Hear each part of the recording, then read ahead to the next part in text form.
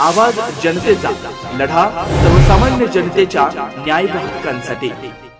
या ठिकाणी राज्यात काम करत असताना राज्यात जी महायुती आहे, भाजप, शिवसेना आणि राष्ट्रवादी, तर ह्या वरिष्ठ नेत्यांनी आम्हा सर्वांना, खाली कार्यकर्त्यांना असे आदेश दिले की आपल्याला जी सोयीची असेल मित्रपक्षाबरोबर युती करण्याचा प्रयत्न करा।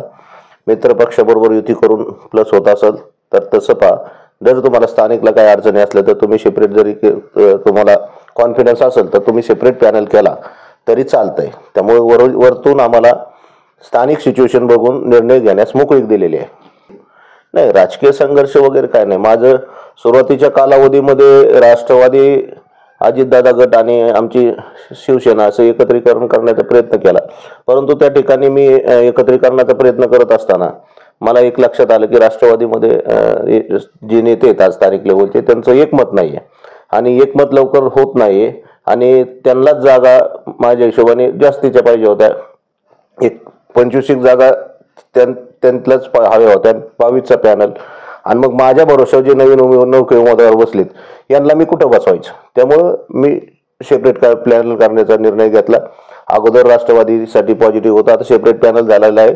सेपरेट पॅनलला माझे उमेदवार पण चांगले बसलेले आहेत। नगराध्यक्ष 22 जागा आमच्या येतील अशी 100% आम्हाला खात्री आहे। मी श्रीगोंदा नगरपालिकेमध्ये 1999 पासून नगरसेवक म्हणून, उपनगराध्यक्ष म्हणून, गटनेता म्हणून, नगराध्यक्ष म्हणून आणि शुभांगी पोटे आत्ता जनतेतील नगराध्यक्ष म्हणून अशा वेगवेगळ्या पदावर मी काम करत असताना जनतेचे प्रश्न, आमच्या नगरपालिकेचे प्रश्न सर्व नगरविकास खात्यामार्फत सोडवले जातात। नगरविकास खात्यामार्फतच श्रीगोंदा शहराला किंवा शहराच्या नगरपालिकेला निधी येत असतो। मी एक थोडंसं हा सारासार सर्व गोष्टींचा विचार करून या ठिकाणी नगरविकास खातं एकनाथ शिंदे साहेबांकडे आहे। या ठिकाणी विकास करायचा असेल तर शिंदे साहेबांच्या आशीर्वादाची गरज आहे। या ठिकाणी शहराचे प्रश्न सोडवायचे असेल तर शिंदे साहेबांचं आणि नगरविकास खात्याचा महत्त्वाचा रोल राहणार आहे। त्यामुळे मी नगरविकास शिंदे साहेबांचं पॅनल या ठिकाणी उभं करण्याचा 100% प्रयत्न केलेला आहे। आणि या ठिकाणी उद्या महायुतीचं सरकार 4 वर्ष राहणार आहे।